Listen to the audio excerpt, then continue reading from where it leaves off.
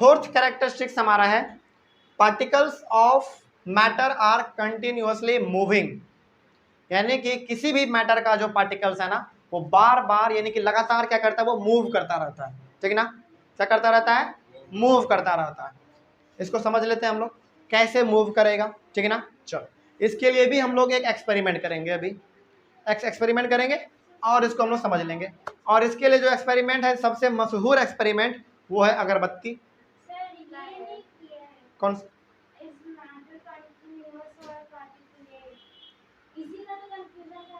अच्छा ठीक है ठीक है। मैटर्स आर पार्टिकुलेट और कंटिन्यूअस, कंटिन्यूअस यही ना।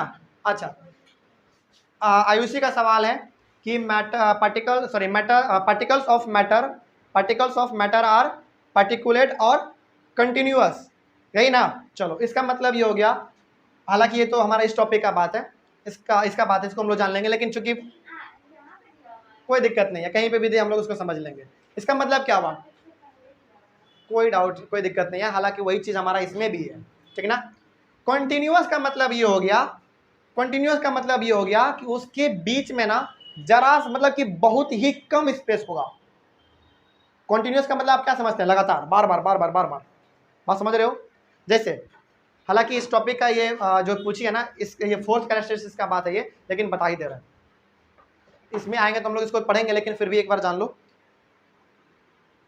सबसे ज्यादा किसी भी मैटर के पार्टिकल्स के बीच में यदि स्पेस होता है तो वो होता है हमारा गैस में।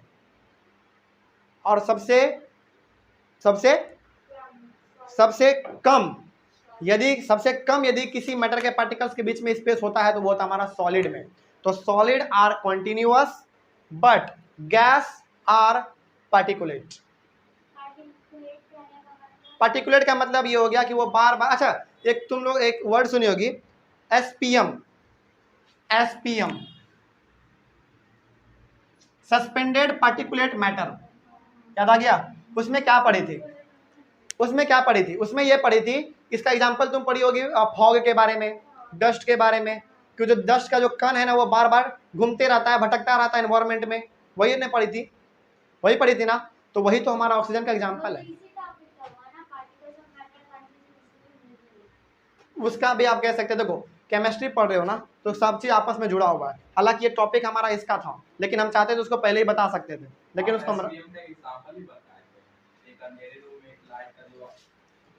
टिंडल इफेक्ट, हाँ खैर समझ में आ गया क्या होता है पार्टिकुलेट और कंटिन्यूअस का मतलब।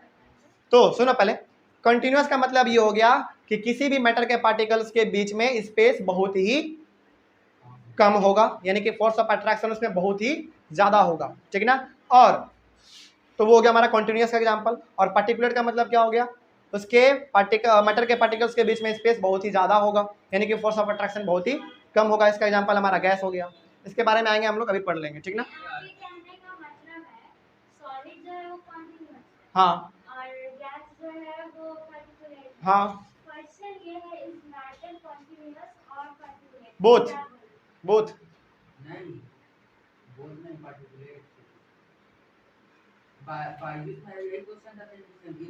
हाँ सुनो बता देते हैं।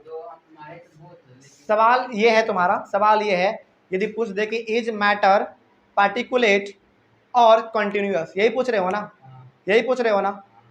इसका आप बोथ कर सकते हैं। क्यों कर सकते हैं, इसका रीजन बता देते हैं पहले। इसका रीजन इसलिए कर सकते हो क्योंकि सॉलिड में जो होता है ना हमारा कंटिन्यूअस होता है, यानी कि उसमें फोर्स ऑफ अट्रैक्शन बहुत ही, किसमें पार्टिकुलेट था, तो हम अब बायजूस का हम नहीं कर सकते हैं।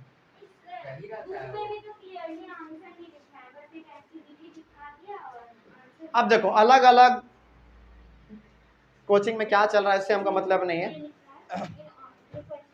क्या क्लास में अब नेट करके तुमको दिखाएं, हम घर पे तुम करके देख लेना, ठीक ना।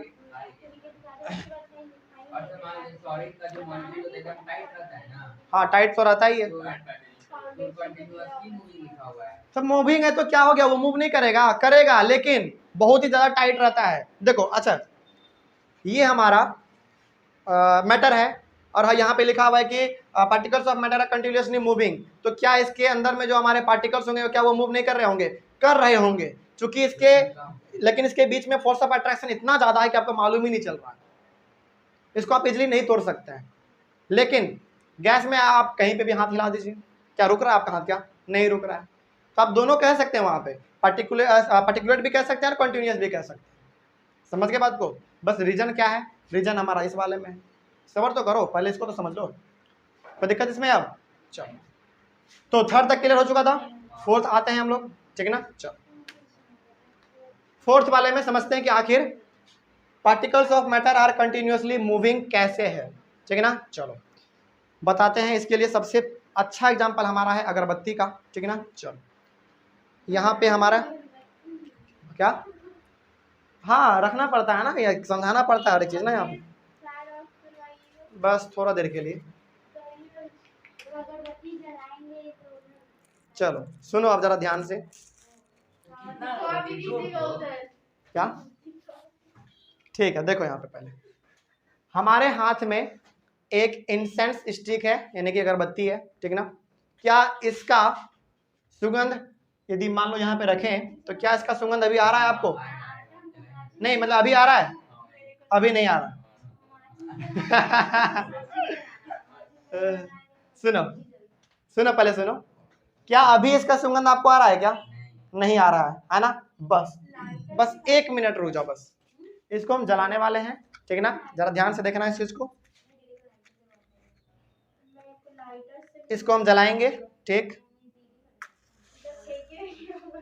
क्या हो गया?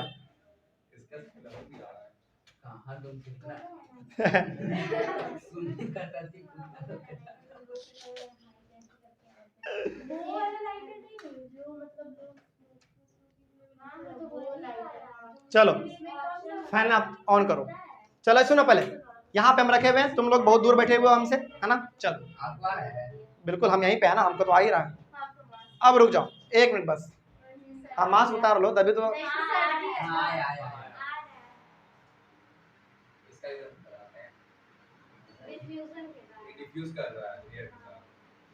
सुगंध आ गया, चलो इसको जले ही रहने देते हम लोग। इस नहीं, ऑनलाइन वाले को सुगंध यहाँ से नहीं आ पाएगा, लेकिन आप इसको घर में एक बार ट्राई करेंगे कि जब आप इसको बिना मतलब कि इसको क्या कीजिए, पहले मत जलाइए पहले, ठीक ना। और उसको यहाँ पे रख दीजिए और कुछ दूर में जाके खड़े हो जाइए, उस समय पे आपको इसका सुगंध नहीं आएगा, ठीक है ना। लेकिन जब आप इसको जला देंगे तो कुछ देर के बाद क्या होगा, इसका सुगंध आपको देखने को मिलेगा। ये क्यों ऐसा हो रहा है, इसके पीछे रीजन क्या है, हम लोग अब जान लेते हैं, ठीक है ना। चलो समझो इसके रीजन को, समझो तो जरा समझते हैं इसके रीजन को, ठीक है। अगरबत्ती क्या हमारा एक मैटर है? मैटर है, बिल्कुल मैटर है। इस मैटर से जो धुआं निकल रहा है क्या वो भी हमारा एक मैटर है? बिल्कुल मैटर है। जब गैस हमारा मैटर हो सकता है तो ये धुआं जो निकल रहा है ये मैटर क्यों नहीं हो सकता है? हो सकता है, ये भी तो गैस है, तो दोनों हमारा क्या हो गया, मैटर हो गया। क्योंकि अब ये मैटर जो धुआं निकल रहा है, क्योंकि ये मैटर है, यदि मैटर है तो धुआं भी पार्टिकल से मिलकर बना होगा ना, बिल्कुल मिलकर बना हुआ होगा, क्योंकि मैटर है तो भाई पार्टिकल से मिलकर बना ही होगा। दूसरी बात, ऑक्सीजन वो भी हमारा मैटर है, क्या वो भी पार्टिकल से मिलकर बना है? बिल्कुल बना हुआ है, कोई डाउट इसमें? तो ये गैस का पार्टिकल ऑक्सीजन के गैस के पार्टिकल्स के साथ जाके घुल मिल जा रहा है। क्या हो जा रहा है? घुल मिल जा रहा है। और घुल मिल जाने के कारण ऑक्सीजन जब आप लेंगे तो उसके साथ साथ आपको इसका भी सुगंध देखने को, महसूस करने को मिलेगा। चलो अब इसके थोड़ा सा और आगे बढ़ते हैं फिर हम लोग, ठीक है ना। ये तो हो गया छोटा सा कारण हमारा, ठीक है ना। लेकिन सुनो पहले ध्यान से सुन लो, इसके गैस का पार्टिकल्स ऑक्सीजन के गैस का पार्टिकल के साथ आपस में मिल गया, और आपको मालूम है कि ऑक्सीजन हर बार क्या होता है, यानी कि बार बार ऑक्सीजन हमारा इधर से उधर भटकता रहता है, यानी कि घूमता रहता है। तो जब आप ऑक्सीजन लेंगे, और चूंकि ऑक्सीजन के पार्टिकल्स के साथ ये मिल चुका है, तो जब आप ऑक्सीजन लेंगे तो आपको ऑक्सीजन तो मिलेगा ही मिलेगा, प्लस इसका सुगंध भी आपको देखने को मिलेगा। तो ये जो प्रोसेस हो रहा है ना, इसका पार्टिकल्स उसके पार्टिकल्स के साथ जाके मिल जाना, तब जाके आपको सुगंध सूंघने को मिलेगा। यही हमारा प्रोसेस कहलाता है डिफ्यूजन प्रोसेस। क्या कहलाता है? Diffusion process. समझ में आ गया? कोई डाउट इसमें? डिफ्यूजन को आप सिंपली कह सकते हैं कि the intermixing of particles of two different matter. बस बात खत्म। यानी कि दो डिफरेंट मैटर के पार्टिकल्स जब आपस में इंटरमिक्स हो जाएं, दोनों एक दूसरे के साथ मिल जाएं, तो जाके हमारा वो प्रोसेस क्या कहलाएगा? डिफ्यूजन कहलाएगा। कोई दिक्कत? लेकिन डिफ्यूजन इतना आसान भी नहीं है। हालांकि डिफ्यूजन तो आप समझ गए क्या होता है, ठीक ना? तो क्या हम यहाँ पे, हालांकि और अभी हम लोग समझेंगे, इसमें हमारा काइनेटिक एनर्जी भी है। क्या है काइनेटिक एनर्जी? अभी हम लोग समझेंगे। टेम्परेचर क्या है वो भी समझेंगे हम लोग, ठीक ना? लेकिन क्या इतना से हम लोग कह सकते हैं कि particles of matter are continuously moving? क्योंकि ये बार बार मूव कर रहा है, तभी तो आप इसकी सुगंध को महसूस कर पा रहे हैं ना। समझ में आ गया? चलो अब समझते हैं कि आखिर डिफ्यूजन में टेम्परेचर का क्या रोल है, काइनेटिक एनर्जी का क्या रोल है ना? चलो, जितने भी मूविंग ऑब्जेक्ट हैं, जितने भी मूविंग ऑब्जेक्ट हैं, जितने भी मूविंग ऑब्जेक्ट हैं, उन सभी के पास काइनेटिक एनर्जी है। Moving object. अब सवाल यह है कि यदि हम मूव कर रहे हैं या फिर ऐसे ऐसे यदि हम दौड़ रहे हैं, तो क्या मेरे शरीर में इस समय पे काइनेटिक एनर्जी था? बिल्कुल था। अभी हम चुपचाप रुके हुए हैं, क्या हमारे बॉडी में काइनेटिक एनर्जी होगा? मतलब होगा तो बोल तो रहे हैं, मतलब मूव तो कर ही रहे हैं हल्का फल्का। मतलब मान लो जब पूरा स्टेशनरी है तो क्या होगा? अरे मतलब ठीक है, हम अच्छा चलो ठीक है, मान लो ये बुक है, ये बुक है मान लो, ठीक है ना?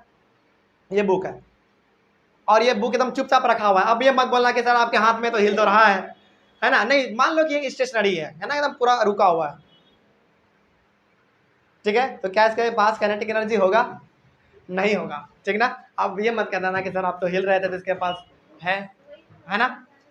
मतलब कि हम ये समझाना चाह रहे हैं ना कि जितने भी मूविंग ऑब्जेक्ट हैं उनके पास क्या होता है? काइनेटिक एनर्जी होता है। कोई दिक्कत? चलो अब जरा बताओ, ये हमारा इसका जो धुआं निकल रहा है ना, ये बार बार रन कर रहा है, मूव कर रहा है, तो क्या इस धुआं के पास काइनेटिक एनर्जी है? बिल्कुल है। बात समझ में आ गया? चलो इसके बाद फिर टेम्परेचर का क्या रोल है, अब इसको समझते हैं। पहले तो हम एक एग्जांपल देते हैं, उसके बाद फिर एक प्रैक्टिकल एग्जांपल देंगे तुम लोगों को, जो कि तुम लोग लगभग जानते ही होंगे, ठीक है ना? चलो, कभी भी गर्मी के समय में सुनो पहले, कभी भी क्या करना, गर्मी के समय में समर के सीजन में अगरबत्ती को जला के किसी रूम के कोने में रख देना, ठीक ना? और दूसरे कोने में जाके तुम खड़े हो जाना, तुमको इसका सुगंध बहुत जल्दी देखने को मिलेगा as compare to winter season. अरे वो लेंगे भाई, हमको मालूम है।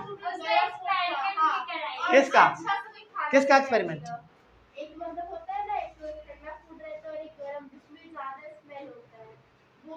हाँ, अब हम घर से भोजन तो लेके आ नहीं सकते।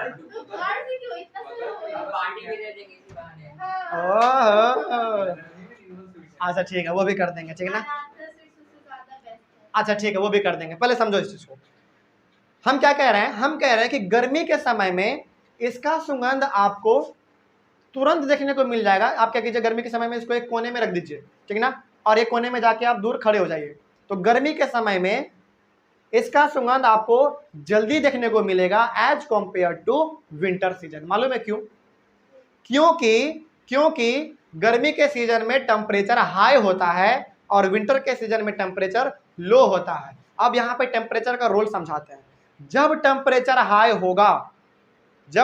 हाई होगा तो ऑब्जेक्ट का काइनेटिक एनर्जी इंक्रीज करेगा। क्या करेगा? इंक्रीज करेगा। इसके कारण ये होगा कि जब आप गर्मी के सीजन में, हालांकि गर्मी के सीजन में तो ऐसे टेम्परेचर हाई रहता है, तो जब आप इसको रूम में जला के छोड़ देंगे तो इसका जो मूविंग ये धुआं है ना, इसका काइनेटिक एनर्जी बढ़ जाएगा, और काइनेटिक एनर्जी जब बढ़ेगा तो ये जल्दी आपके पास मूव करके आएगा डिफ्यूजन प्रोसेस के द्वारा। समझ में आ गया? As compare to winter season. Winter season में हालांकि हमारा क्लाइमेट बहुत ही कोल्ड रहता है, ठंडा रहता है, तो उस समय पे आपको इसका सुगंध तो मिलेगा, लेकिन थोड़ा सा देरी लग सकता है। समझ गए बात को? कोई डाउट इसमें? तो क्या यहाँ से सीख गए? यहाँ से ये सीख गए कि डिफ्यूजन पहले सीखे हम लोग ना। तो डिफ्यूजन हमारा क्या था? जब एक मैटर के पार्टिकल्स दूसरे मैटर के पार्टिकल्स में आपस में इंटरमिक्स हो जाएं, आपस में मिल जाएं, तो वो हो जाएगा हमारा डिफ्यूजन, और यही हमारा डिफ्यूजन का एग्जाम्पल हो गया। ठीक है, उसके बाद फिर हम लोग ये समझे कि जो भी हमारा मूविंग ऑब्जेक्ट है उसमें हमारा काइनेटिक एनर्जी होता है। तो ये जो हमारा धुआं बार बार मूव कर रहा है, जो आपको सूंघने को मिल रहा है, इसके पास भी काइनेटिक एनर्जी है ना। लेकिन यदि हम इस रूम का टेम्परेचर बढ़ा दें तो इसका मूविंग जो है ना स्पीड हो जाएगा, यानी कि ये बहुत ही तेज रफ्तार में मूव करेगा। समझ गए, एज कम्पेयर टू कोल्ड यानी कि विंटर सीजन। चलो अब इसका एग्जाम्पल थोड़ा सा और हम लोग समझ लेते हैं। याद करो तुम्हारे घर में चिकन बना हो। अरे नहीं बनता है मतलब मान लो, अच्छा चिकन नहीं बनता है, ठीक है, नॉर्मल वेजिटेबल यानी कि सब्जी तो बनता होगा, है ना। चलो तो आप, हालांकि यदि आप इसी को गौर नहीं किए हैं तो घर में आप गौर कीजिएगा। आप क्या करिए ना, सब्जी को बनाइए, सुनो पहले सुनो, सब्जी को बना के घर में रख दो, ठीक ना। और जब वो सब्जी जो ना आप जो सब्जी बनाएंगे, जब वो ठंडा हो जाएगा ना, तो आप उसको एक कोने में रखेंगे और दूसरे कोने में आप रहेंगे तो उसका सुगंध आपको देखने को नहीं मिलेगा, क्योंकि वो ठंडा हो चुका है। ठंडा हो चुका है, इसका मतलब क्या, उसमें काइनेटिक एनर्जी हमारा बहुत ही लो हो चुका है। बात समझ गए, कोई डाउट इसमें? एक बार फिर से आप क्या कीजिए, सब्जी बना के रूम घर के एक कोने में जाके रख दीजिए और उसको ठंडा होने तक का इंतजार कीजिए। जब वो ठंडा हो जाएगा ना, तो वहाँ पे सब्जी रखा हुआ है और आप यहाँ पे होंगे, उसका सुगंध आपको सूंघने को नहीं मिलेगा। क्यों नहीं मिलेगा? क्योंकि वो ठंडा हो चुका है और ठंडा होने के कारण उसका काइनेटिक एनर्जी भी, काइनेटिक एनर्जी मूविंग है हमारा। जैसे कोई भी यदि चीज़ मूव कर रहा है तो वो हमारा काइनेटिक एनर्जी उसमें है, और काइनेटिक एनर्जी तब हाईएस्ट होता है जब टेम्परेचर हाई होता है। बिल्कुल, यदि आप अभी बैठे हुए हैं, यदि आपके नीचे आकर जला दिया जाता है कि आप मूव नहीं करेंगे, करेंगे ना, वही चीज़ है। समझ गए बात को?